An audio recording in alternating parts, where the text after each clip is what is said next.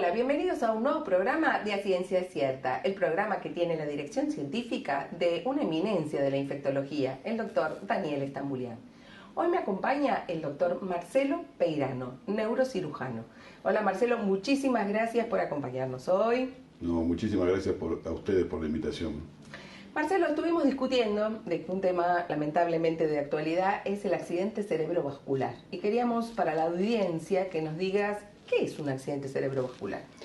Bueno, un accidente cerebrovascular es, que en inglés se lo denomina como stroke, es un trastorno que se produce a nivel cerebral y que puede tener dos tipos. Uno es el hemorrágico, que la gente muchas veces lo conoce como el derrame cerebral, y el otro es el ACV isquémico, que desgraciadamente en este último tiempo se estuvo hablando mucho. Exactamente, a partir del problema de la boxeadora.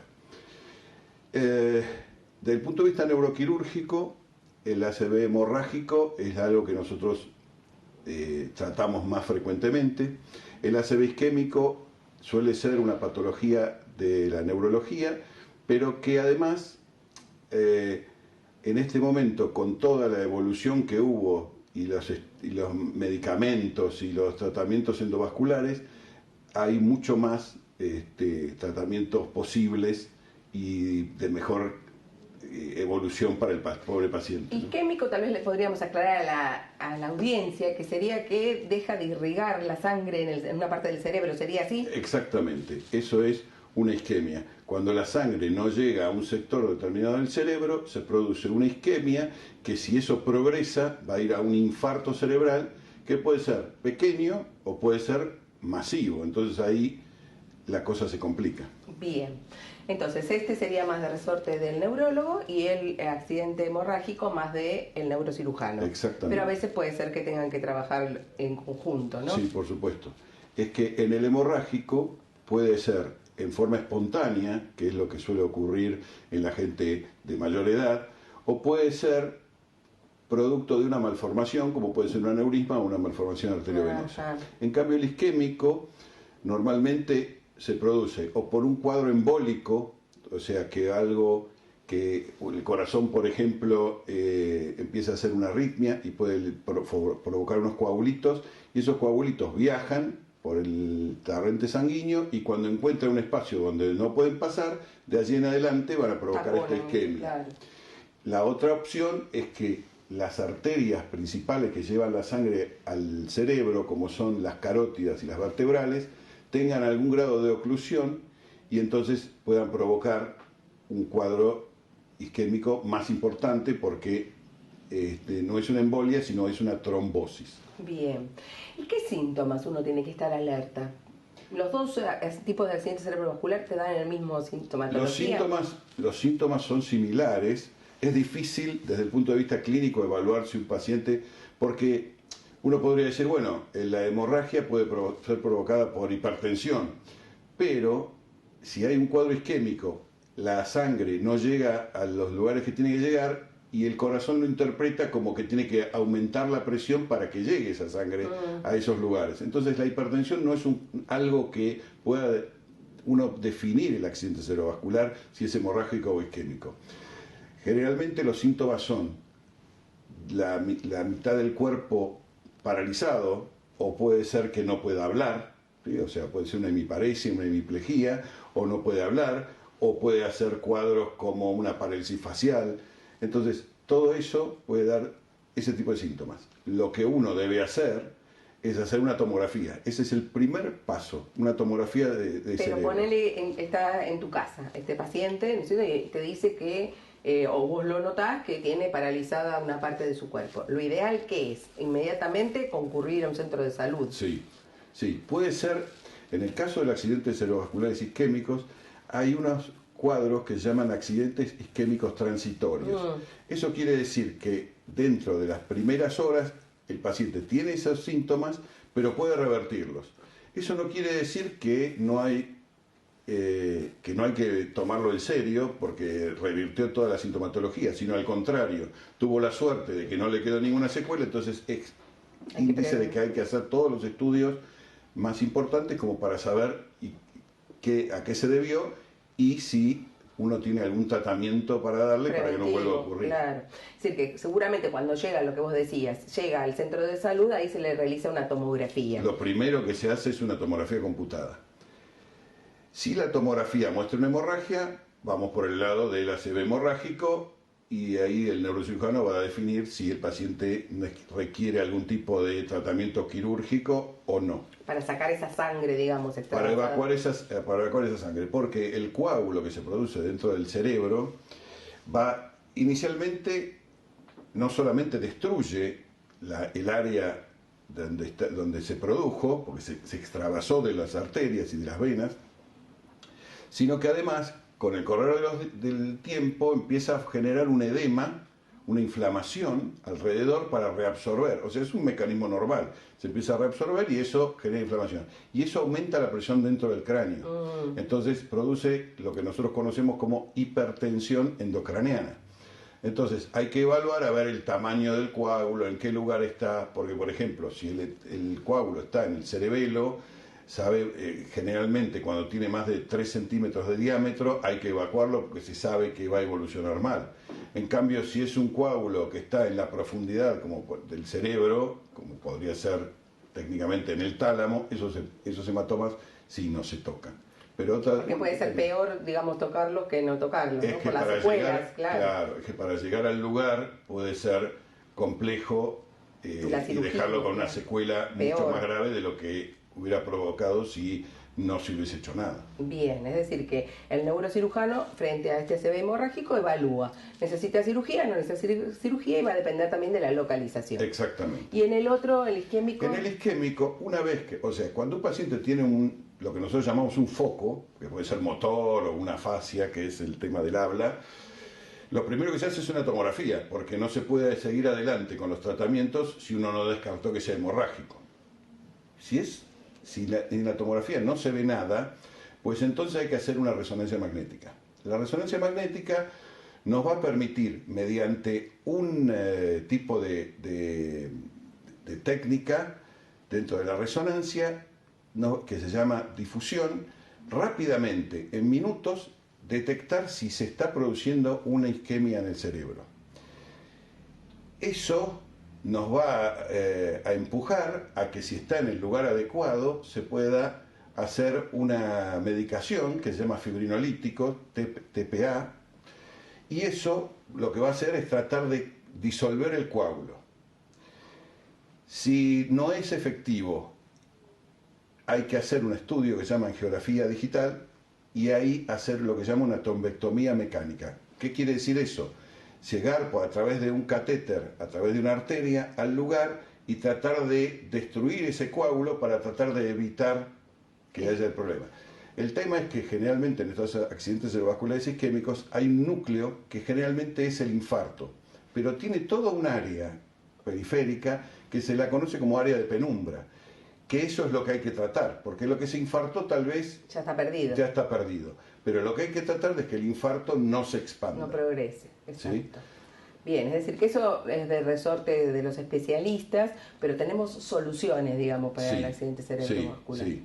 Lo que sí hay que manejarse, hay que manejarse dentro de las primeras horas, porque uno tiene que, estos fibrinolíticos se dan por vía endovenosa entre las 3 horas de haberse producido el accidente cerebrovascular y las 4 horas y media. Superado ese tiempo, ya no es efectivo y sale del protocolo, porque esto está todo protocolizado de cuándo se le da y cuándo se le deja de dar. Y posteriormente, bueno, se puede hacer un estudio, se puede hacer la trombectomía, y se puede hacer ambas.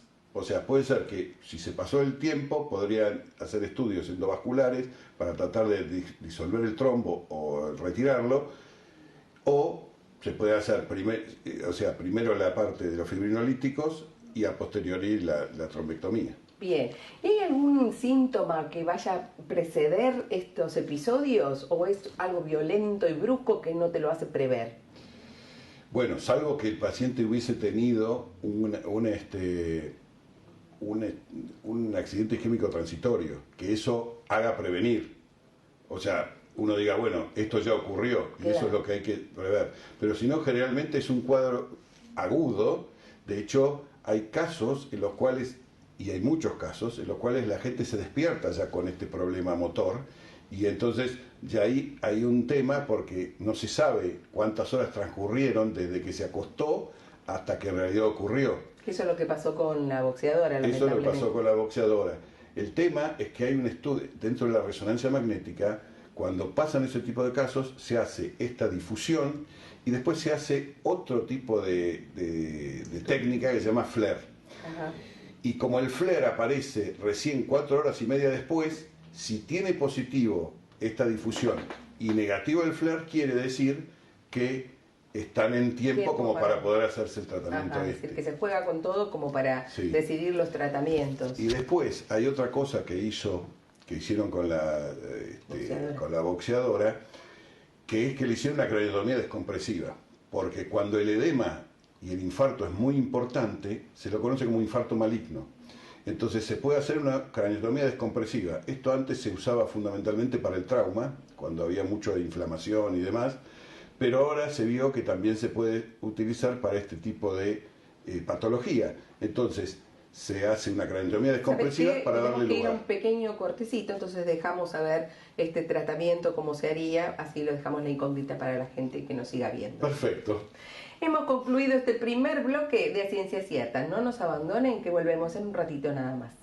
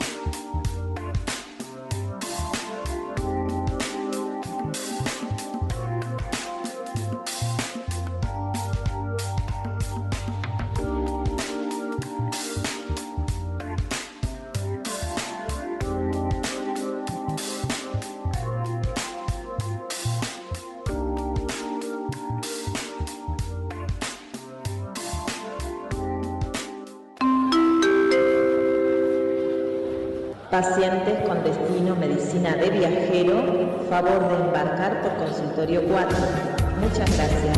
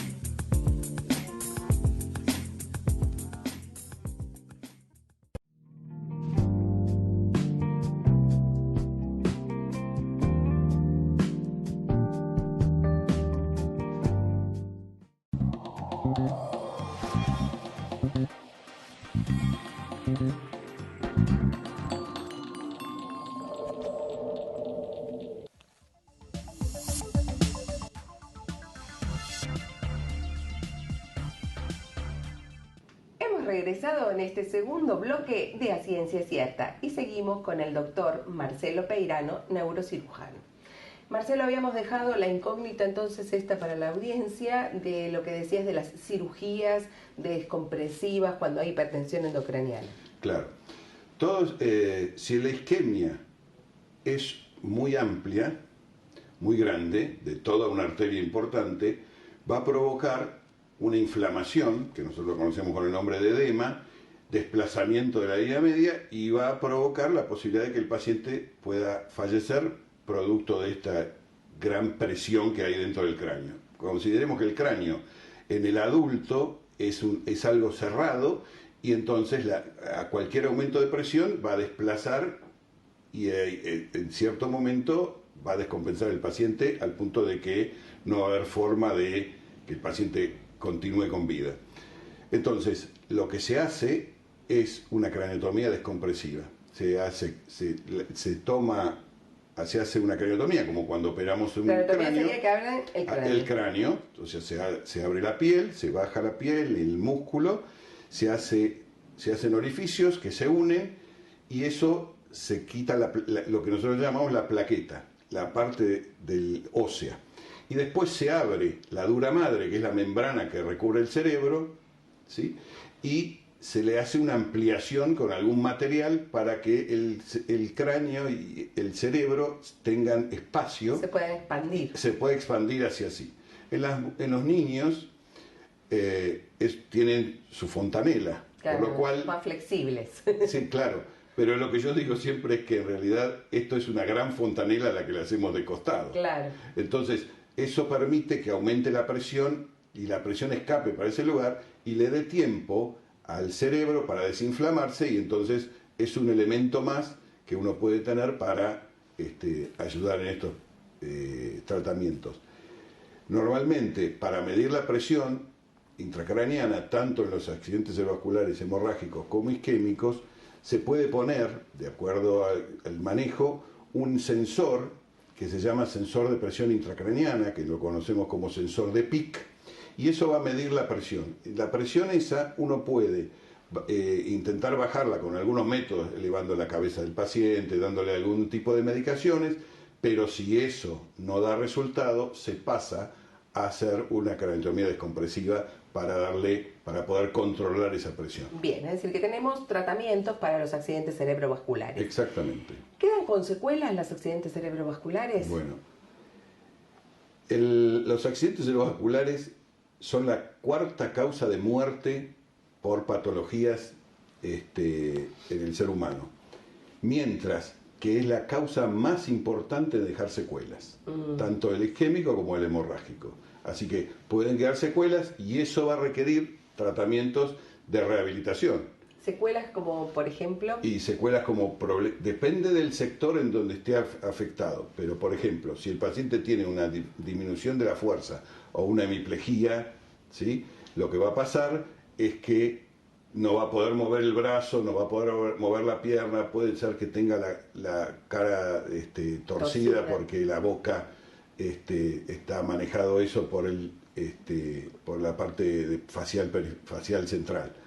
No es lo mismo que una facial periférica, porque cuando el nervio es lo que está afectado, la mitad de la cara es la que está, toda la mitad de la cara. Y eso pasa muchas veces, inclusive con algún tipo de parálisis que se llaman afrígore, que el paciente queda con una parálisis facial, pero es toda la mitad de la cara. En cambio, cuando es central, cuando es por un problema del sistema nervioso central, es solamente la parte de la boca.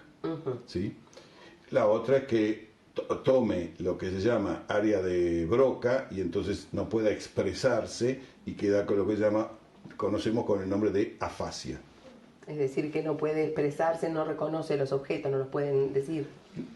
No puede expresarse, no puede, reconoce el objeto, pero no puede decirlo. Hay distintos tipos de afasia, no es solamente la de expresión. Hay otra que se llama afasia de Wernicke, que esa no es de comprensión, y hay algunas que son mixtas. Bien, es decir, que puede haber secuelas de distintos tipos. Exactamente. ¿Y la rehabilitación en qué consiste? Y la rehabilitación fundamentalmente consiste en tratamientos fundamentalmente motores, ¿no es cierto?, para tratar de hacer que el paciente pueda movilizarse y pueda autovalerse. Y también en algunos casos fonoaudiológicos para tratar de que el paciente pueda tratar de mejorar su afasia y tratar de comunicarse o hacerse entender. Bien, y esos tratamientos son reprolongados, ¿no? Y sí, son tratamientos prolongados. Son prolongados y son caros, porque bueno, hay centros de rehabilitación privados donde pueden hacerse distintos tipos de rehabilitación y más intensiva. Es uno de los lugares que más se conoce porque esto depende fundamentalmente de que se haga en forma periódica y no que se haga algo y el rehabilitador viene dentro de unos días. No, esto tiene que ser periódico. Y eso es la famosa rehabilitación de los cubanos. El cubano, los centros de rehabilitación están todo el tiempo encima del paciente. Y eso es lo que logra que el paciente pueda mejorar que si en... Una calidad de vida mejor. Claro, pero que si esto es muy distante entre un tratamiento y el otro, por eso debería haber centro de rehabilitación, y eso es uno de los grandes problemas de la Argentina, que centros de rehabilitación que no sean privados son difíciles de conseguir. Hay pocos hospitales y hay pocas camas, entonces es difíciles de conseguir, entonces muchos pacientes terminan o llevándolo a la familia a su casa, con lo que le puede llegar a ocasionar de problemas, porque es un paciente que necesita una ayuda permanente, y muchas veces las familias no están en condiciones de no trabajar para ayudar al paciente, y la otra es que también muchas veces quedan en los hospitales y no hacen que los hospitales de agudos se colapsen. Claro. Es decir, que nosotros no tendríamos ese nivel, decís vos, de los cubanos, de hacer, o podemos tener rehabilitación. No, tenemos nivel, lo que no tenemos es el lugar. Exacto, el nivel existe. El tema es que deberíamos tener otros centros. Más, o sea, para otro tipo. Por ejemplo, acá tenemos el Roca, que es un hospital de rehabilitación, pero está colapsado por la cantidad de pacientes que van allí. Entonces se terminan eligiendo qué tipo de pacientes pueden tener una rehabilitación y otros no. Porque al ser patologías crónicas se perpetúan años internados. Sí. Entonces, como vos decís, no alcanzan las camas. No. Por eso o sea, siempre se habla de que los hospitales de agudos tienen una puerta muy amplia y una puerta de salida muy angosta. Muy angosta. Entonces terminan entrando y no salen, y entonces después no hay camas, entonces la guardia termina abarrotada. Bien, ¿y qué otras complicaciones puede tener un paciente secuelado? Porque deben tener complicaciones también infecciosas, neumonías, aspiración, es decir, bueno, el paciente que tiene un accidente cerebrovascular o que tiene el paciente neurológico o neuroquirúrgico, cuando está en agudo, puede ser que la patología, y esto es lo que le pasó a esta boxeadora, tal vez no lo mate la patología, sino que lo mate otra complicación, infección. Son pacientes que están con tubo, entonces puede infectar el pulmón, pueden hacer trombosis. Esta boxeadora tuvo, por lo que yo entendí, por lo que yo leí, no conozco el caso en profundidad, pero me dijeron que había tenido un tromboembolismo pulmonar, trombosis en las piernas. Hay un montón de complicaciones. Y eso también va a pasar cuando el paciente se vaya de alta, el hecho de por ahí no movilizarse, poder hacer escaras, que son complicaciones serias, porque después pueden ser infecciosas. El hecho de que no se mueva mucho también puede provocar que no haya movilidad en la sangre, en las piernas, y pueda provocar trombosis y de allí embolias. Entonces hay muchas complicaciones que pueden ser las que terminen definiendo el caso. Claro, en general para cuando están mucho tiempo en reposo se les da medicación preventiva para evitar las trombosis, ¿no? Sí, se les da medicación como puede ser heparina a una dosis antiagregante, no para anticoagularlos. Tenerlo presente para que el familiar pregunte por eso también, ¿no? El punto es que muchas veces, como hablamos al principio, como puede ser producto de una arritmia y provocar una embolia, en muchos de estos pacientes con accidentes cerebrovasculares isquémicos pueden hacer estas embolias, y para eso necesitan anticoagularse. Y eso es también una complicación, porque el paciente se anticoagula y entonces a veces está en rango y a veces se sale del rango normal y puede sangrar. De hecho, una de las complicaciones que existen cuando se le pasan estos trombolíticos en pacientes en agudo, que lo que yo había hablado, el TPA, puede pasar que el paciente haga una hemorragia, como una complicación de eso, porque es un anticoagulante. Entonces, lo que uno busca es desarmar el coágulo, pero el paciente puede sangrar por otro sector. Es decir, que realmente es una complicación grave el accidente cerebrovascular. Sí, la verdad que sí. ¿Y hay alguna forma de prevenirlo? Y la forma de prevención es tratar de hacer una vida medianamente sana, tratar de contener la presión arterial, de bajar de peso, de hacer ejercicio, si hay pacientes diabéticos, controlarse. Hay un montón de cosas de la vida diaria que uno debería modificar tratar de evitar el estrés. Eso te iba a decir, el estrés es causal. Por eso yo digo que lo que hay que hacer es ir a vivir al Caribe. Vamos. Eso sería la mejor receta, ¿no? Sí. Eso hay que recetarlo más frecuentemente. ¿Alguna otra recomendación que vos des así para de prevención? No, hay que controlarse médicamente y tener mucha control y de todas las patologías que uno puede llegar a tener que pueden terminar en un accidente cerebrovascular, como dijimos antes, la presión, la diabetes y demás, pero ante el menor síntoma lo mejor es concurrir a un centro médico para que alguien lo vea y realmente diga si realmente es eso o no. Siempre decimos, es preferible una tomografía de más que una de menos. Perfecto. ¿Y controles periódicos, por ejemplo, análisis de sangre, todo eso, es importante hacerlos o salvo para la diabetes o alguna otra cosa más? No, solo para controlar ese tipo de cosas, porque no hay forma de detectar. Tal vez sí los estudios, por ejemplo, los estudios cardiológicos, los estudios de Doppler de carótida, para ver si hay algún tipo de porque ese trombo se puede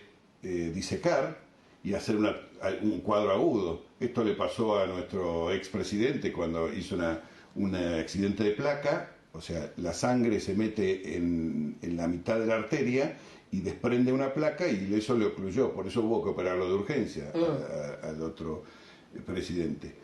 Pero ese tipo de cosas, controles periódicos, en especial a partir de cierta edad, ¿no es cierto? ¿Qué edad sería la que uno debería empezar a controlar eso? Y bueno, uno puede decir, los controles deberían ser, porque hay gente joven que también puede hacerlo, porque además esto sirve para los cuadros isquémicos, pero para los cuadros hemorrágicos no hay, salvo que aparezca que uno sabe que tiene un aneurisma, entonces debería controlarlo.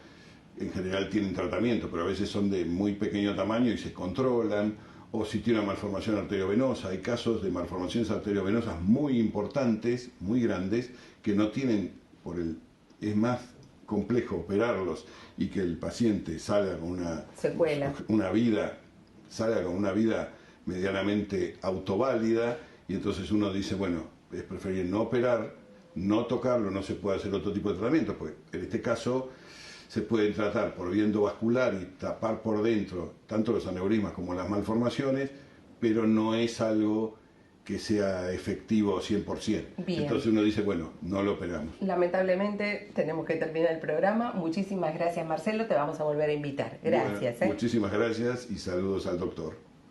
Hemos concluido este brillante programa. Nos vemos prontamente con más A Ciencia Cierta.